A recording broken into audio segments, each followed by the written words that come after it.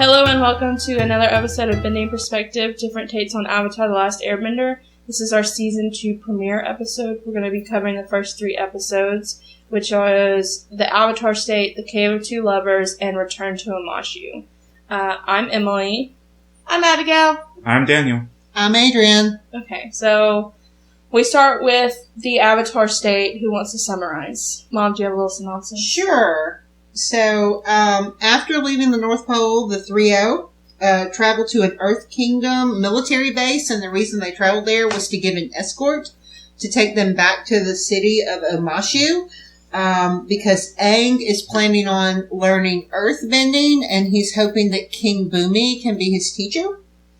But the general there has a different plan. The general is like, I want to go challenge Fire Lord Ozai right now, and we can defeat him if you're in the Avatar State, because we heard that you went in the Avatar State and you just like destroyed the Fire Nation Navy up at the Northern Water Tribe. So they do a bunch of tests in order to, make Aang go into the Avatar State and try to use that militarily, and it doesn't go well. And eventually, the only thing that causes Aang to go into the Avatar State is when the general endangers Katara and makes it look like he's hurt her, and Aang just goes wild. But while he's in the Avatar State, he talks to Avatar Roku, who says, "Hey, look, the Avatar State is when you are your most powerful, but it's also when you're most vulnerable, because if you are killed while you're in the Avatar State, then the Avatar cycle will end at that moment. It will all stop." So that was kind of some revelation for Aang, and he comes back out of the state, and he and Katara and Sokka are like, yeah, this ain't the way it's going to go down. So they head on, and we meet, in the subplot, Zuko's sister, Azula. And she's kind of like setting out in order to get Zuko and Iroh. I think that's kind of what's going on. So she meets up with them. And they're kind of on the run. And she meets up with them and says, hey, the Fire Lord is going to pardon you. You need to come back because he cares about family and all this. And yeah, that ain't true. And yeah, I don't like her. Then they fight them off and escape. Yes, I don't like her. Okay. Alright, so we get to talk about it now. I would like to point out, season starts on a ship. It does. Mm-hmm. Yep. Any other thoughts? Well, pretty important information there. Died during Avatar State. Entire cycle is destroyed.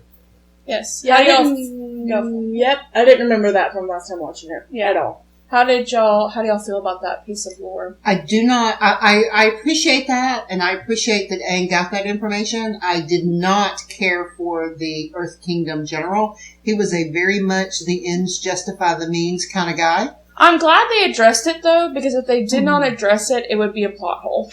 It would, and Aang was caught up in it, because Aang was all like, yeah, all these soldiers are dying because I'm not doing what I'm supposed to be doing, so I feel responsible. And I get that, but at the same time, it was just, first of all, nobody acknowledged through the whole episode that it wasn't just Aang in the Avatar State that caused the victory at the Northern Water Tribe, but it was also the Ocean Spirit working through him. So it wasn't just Aang. So we don't have enough evidence that Aang by himself could defeat Ozai at this point. So I think it was premature they anyway. did flashbacks of the past avatars literally, Oh, yeah, and that was so cool, by the way, watching what they could do. It was pretty impressive. Yeah. Mm-hmm. I liked that they showed some of Aang's angst in the beginning of the episode. Oh, his nightmares? With the nightmares, with him and Katara talking about it on the ship, and, obviously he is not proud of it, he is not happy about it, and I like seeing that. Yeah. Azula seems intense. She's crazy.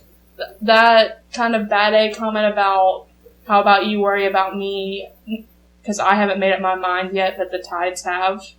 Yeah, she's not a nice person, and good job. Also we saw her, creating lightning, and y'all pointed out to me, because I was like, oh, well, Uncle Iroh did that, and y'all pointed out, no, Uncle Iroh was able to redirect lightning that was already there. Azula can create it just from herself. Here were the old ladies. I'm sorry to interrupt, but I have That's to okay. know. Her, teachers. As Uncle Iroh is the Zuko, those old ladies are kind of to Azula. I don't like them. They're creepy. Well, I don't Are like they Azula. twins? Sisters? Oh, yeah. They're twins. Okay. And they're too much of they remind me of the old women in Hercules that cut the ties. The Fates. The Fates. Yeah, that's who they remind me of. It's a very apt comparison. Yes. Any other thoughts about the Avatar state?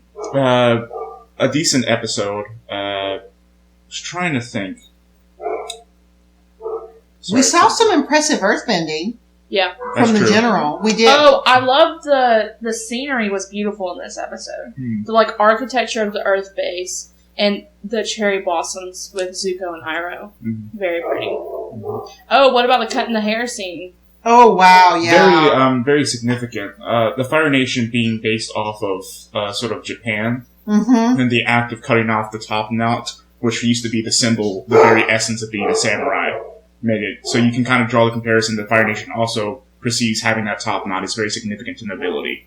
Yeah, it was substantial. Yeah, there was something to that for sure. So is that like cutting your ties to the Fire Nation? Yes. Okay. Because they're on the run now. They Right. have to. Well, it was also a part of disguising themselves because all of the drawings of them with the, wanted posters had the top knot, so that was part of that too. But I think it was more than that. I think it was more than the disguise. I think it was very symbolic. Is this the episode where we got a good timeline of they were traveling for 3 weeks? Yeah, so they were on the raft for 3 weeks. I think actually, did we learn that next episode? No, that was No, this that was episode. this episode. So I don't think.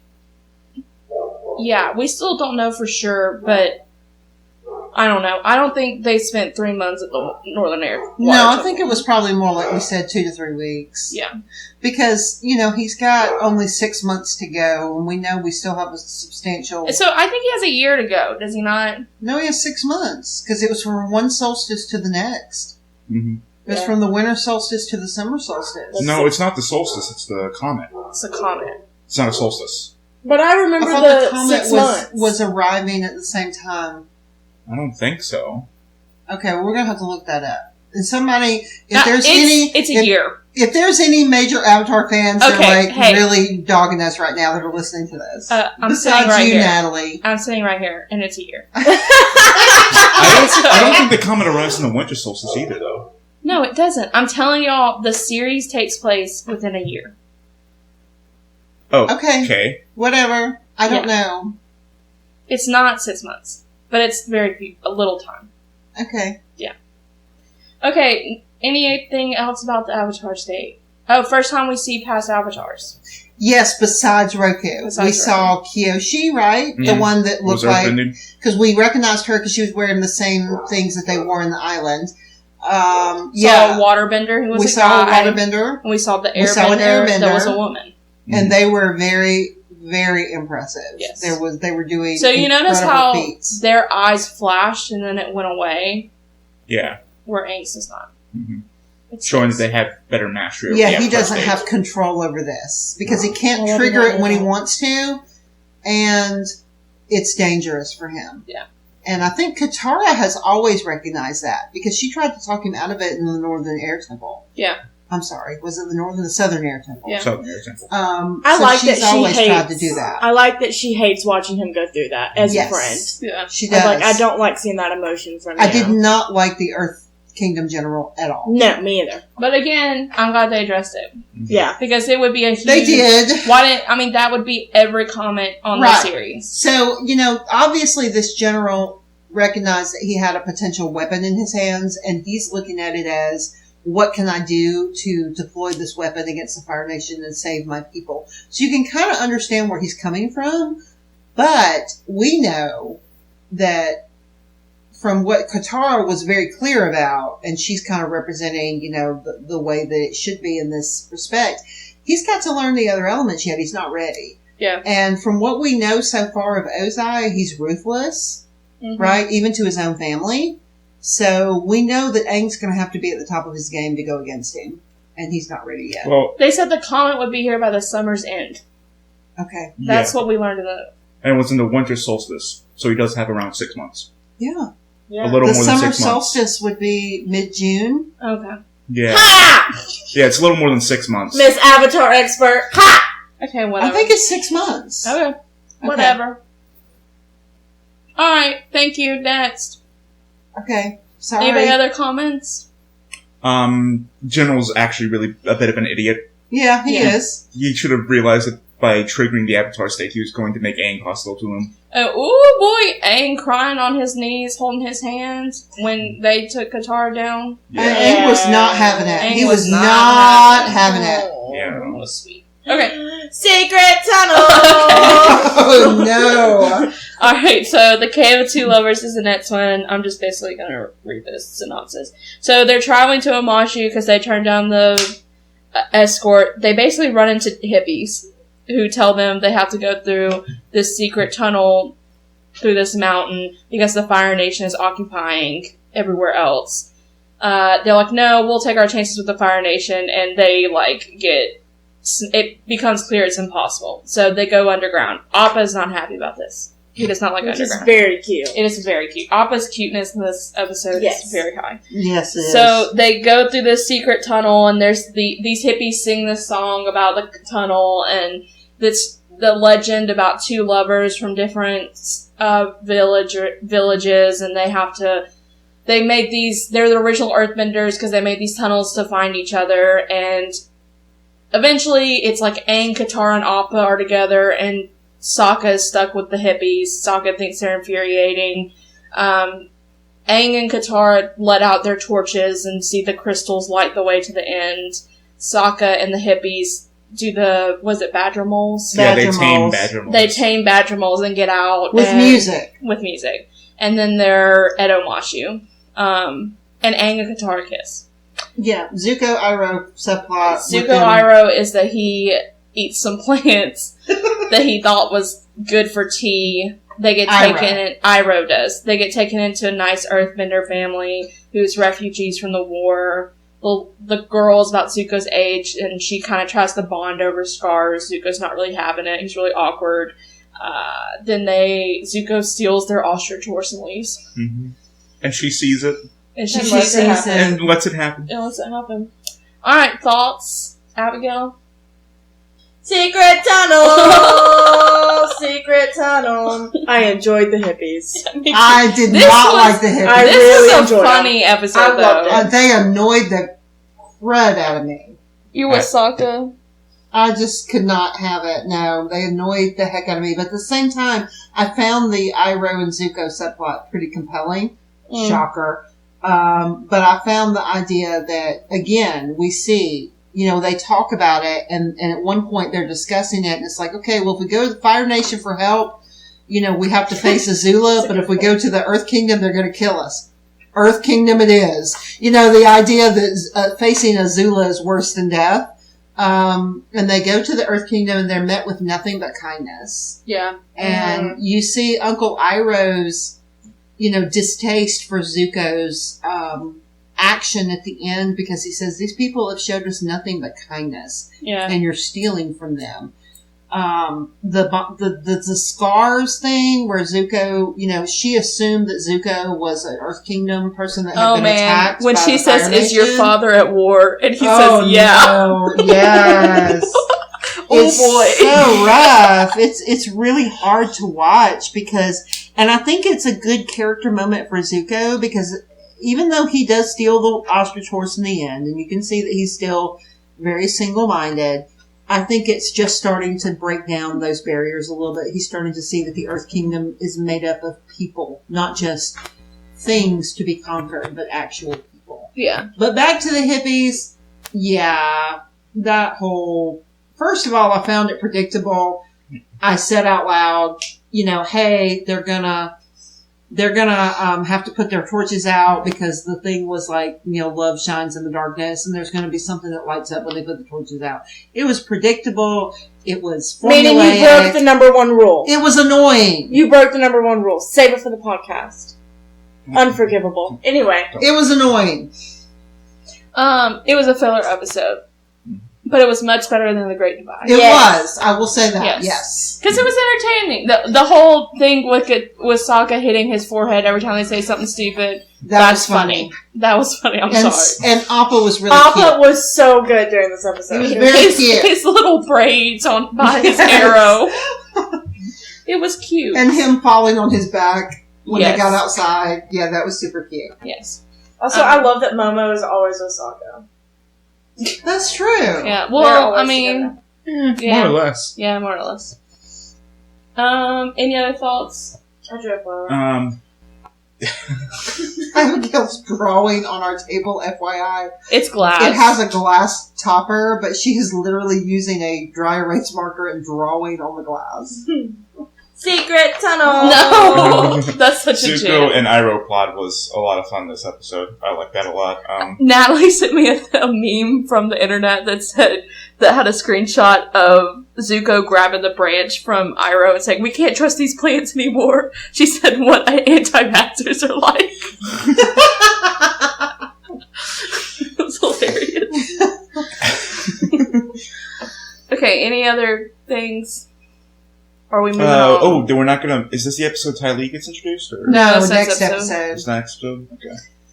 Yeah, Wait. there's just not a lot next. here. There is obviously a filler episode. The Iroh-Zuko subplot was really arguably more important toward advancing the narrative than the Threeos plot. I do love the animation of the Omashu story. Yes. It was really cool. It was pretty. It was very Romeo and Juliet, but Yes. Juliet turned out to be a powerful wizard kind of twist. And I'm here for lore.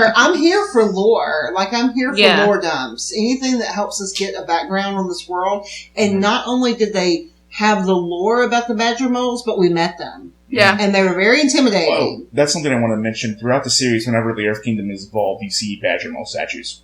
Yeah, they're very cool. Because it said that they were the original Earthbenders. Yes. They came up with Earthbending. Yeah. And you saw them earthbend in It was the episode. awesome. Yeah, the Badger Moles were very intimidating, and they were very cool. They have all throughout the seasons. First season, you saw Badger Mole statues. Okay, so it was where better they're than I Earth thought it was, because we did have the cool lore dumps, but I guess I just was annoyed by the hippies rather than... Secret tunnel!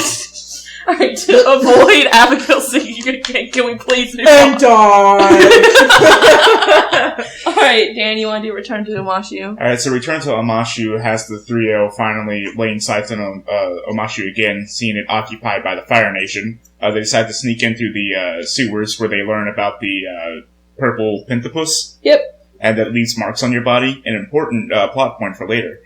And then we kind of sort of cut to Azula meeting up with an old friend and recruiting Ty Lee, who we just know performs in the circus, very acrobatic. We also get this subplot with May, another one, the governor's daughter, the governor of Omashu. And we get this, they enter the city trying to look for Boomy, and they end up stopping a plot to assassinate the governor and his family. The resistance was pulling. And so they end up talking with the resistance and come up with a plan to get everyone out of Omashu by pretending there's a pentapox, which uses the purple pentapus to leave marks on people's body and claim it as a sickness. So the entire population of Omashu leaves with the resistance, and it turns out the governor's son, his little baby son, followed the resistance members outside the city. So now they've accidentally kidnapped Tom Tom. Well, he really follows Momo. He follows Momo, yeah. Mm-hmm. Which wouldn't we all? So they, So the governor sends a message to the resistance saying, "Hey, give us our son back, and we'll give you King Boomy." At this point, Azula and Ty Lee arrive in Omashu to recruit May, and they end up taking over negotiations, which, surprise, surprise, fall through. And they end up fighting. Aang rescues Boomy, kind of, but then at the end it turns out Boomy wants to stay captured as he is waiting for the perfect time to strike. Mm-hmm. And that pretty much is the episode. And Boomy tells Aang, "Your Earth teacher will know how to wait and listen." Mm-hmm. Before striking. Yes. So yeah. Loved it. Yes, very good It was episode. a good episode. It was a real good episode. I liked it. Again, another addressing of a plot point. Why doesn't Boomy teach Aang earthbending? He's not the right teacher for Aang, obviously. Yeah. We haven't met that person But if yet. they hadn't traveled to Omashu, people would have said, "Why doesn't Boomy help?" Yeah. So I'm interested in this because I'm kind of invested now that we had the little episode with Zhang that, obviously that couldn't continue. So Aang needs to learn waterbending, earthbending, firebending. Katara's going to continue his education in waterbending. We know that. Yes. So who's going to teach him earth and firebending? And this is something we need to know. And I think that they're leading us toward that. And we don't know who that is yet. Maybe in the next 3 episodes. We might get a sneak peek. We might learn. So we're learning also about the difference in the types of bending. Earthbending has a particular style to it. We talked about how the styles of water and fire were very different. Earth is obviously very different as well. And Abigail, I know you like earthbenders. So are you looking forward to Aang meeting his earthbending teacher? Yes, I knew who it is. Or I know who it is. Yeah. I think I have a suspicion just based on things I have seen before. It's awesome. Yeah, I'm very excited. But I don't know the details, so I'm still excited. Yeah, is this person your favorite character, Emily? My favorite character? Yes. Well, it is. Actually, no. Really? Momo's mine. I think we're going to do a whole episode on favorite characters. We should. We should at the end. I think at the end, so I'm going to save my thoughts. Ooh, I'm going to write a journal all about Momo. Okay, so back to the episode. Oh, this was a good example of them balancing a lot in one episode. Mm-hmm. Yes. Which is always impressive. Azula is terrifying. Yeah, the way she manipulates Ty Lee. It's bad. That made me so mad. I thought that you Woo! That made me so mad. Because she's such a, what's her name? Ty Lee. Mm-hmm. She's so, sweet and airy and literally just trying to follow whatever tell her to do. What the universe tells her. Her aura. And she is so happy. And Azula prides on her happiness and her vulnerability because she's a dum-dum. No, she's not a dum-dum. She's smart. Oh, well then Azula or Ty Lee? No, Azula. Oh, no. I'm talking about Ty Lee is a dum-dum. I don't know if she's a dum-dum. She's smart enough to pick up what was going down, right? She was smart enough to pick up that if she tried to stay with the circus, Azula was going to burn that mother down. Oh, easy. Which is crazy. Yeah. Well, we know Azula's crazy. Well, we're getting a little glimpses into how she is, so scary on so many different fronts. Oh, yeah. There's so many dimensions of Zula. Also, what color is her fire, Mom? Well, blue! She's just freaky in general. And we didn't talk about this, but when Uncle Iroh, had to grab her hand and save Zuko by sending the lightning somewhere else, I mean, obviously she don't care on a different level than everybody else. What color is her fire? Blue. Yes. What is hotter, blue or red fire? Definitely blue. Yeah, she's a prodigy. That's what they're getting. Pisses me off. She doesn't deserve to be a prodigy. Prodigy. No. Yeah, that one. So that's where they're coming from. Her fire is literally hotter. Okay, so I want to know about May, though. So obviously May is not a bender, but she is obviously very well trained. She some kind of assassin or something? Because she's very good with weapons and she's very fast. Well, so is Ty Lee. But May's on a different level with the weapons. Ty Lee made it so that, did they show that? Yeah, they kind of showed it. Yeah, Katara couldn't bend. Right, with the pressure points. Yeah, with the pressure points. That's true. Yeah. But Mei Lee, I'm sorry, I'm combining them. I said Mei Lee. Yeah. But May was just hurling, weapons everywhere. And her whole thing about unboard and unboard. Well, her aura is not pink. I will tell you that. It is not.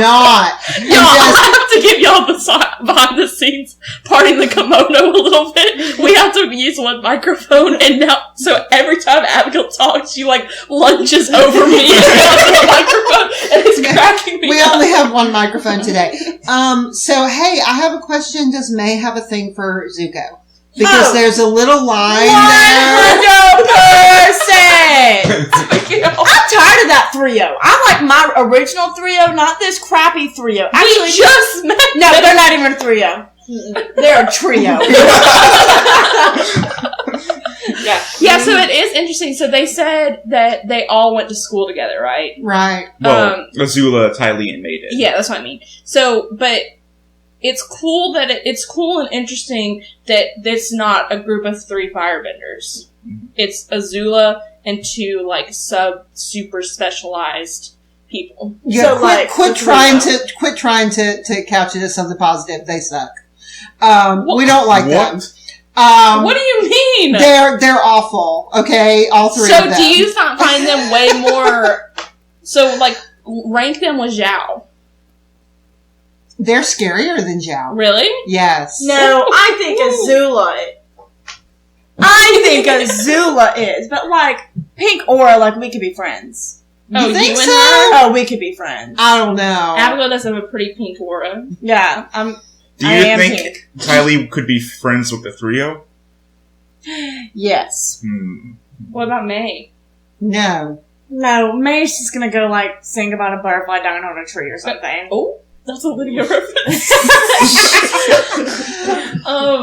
Okay, yeah, let's talk about things other than the assassin. That we don't that's like. some Fire Nation women for you. We did meet some Fire Nation women, and I mean, part of me is here for we're gonna take on the Avatar and his little entourage with 3 women, because that's just how we go, but I cannot get behind Azula, not even with the women empowerment thing, because she's just crazy, and the way she treated Zuko and Uncle Iroh, no.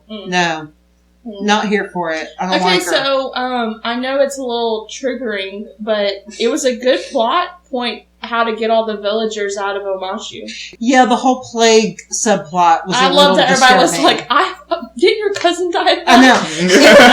It was a very good representation of how disinformation can spread, yes, very quickly. So that part of it was kind of funny, but it really is a little too close to home to what we're dealing with. The fight scenes were cool in this one. Yeah. Aang with Boomy was cool. Yes. Seeing Aang kind of manipulate Boomy's little thing through the shoots of Omashu. That was pretty cool. So I don't understand the whole why he didn't let himself out. He's waiting for the right time. Yeah. We don't How know does he know when it's the right time? He's old and crazy. There's a time for offense, there's a time for defense, and there's a time to do nothing. And earthbending apparently lives in that area where boring! I thought you liked the earthbenders. Yeah, when they earthbend, not when they wait.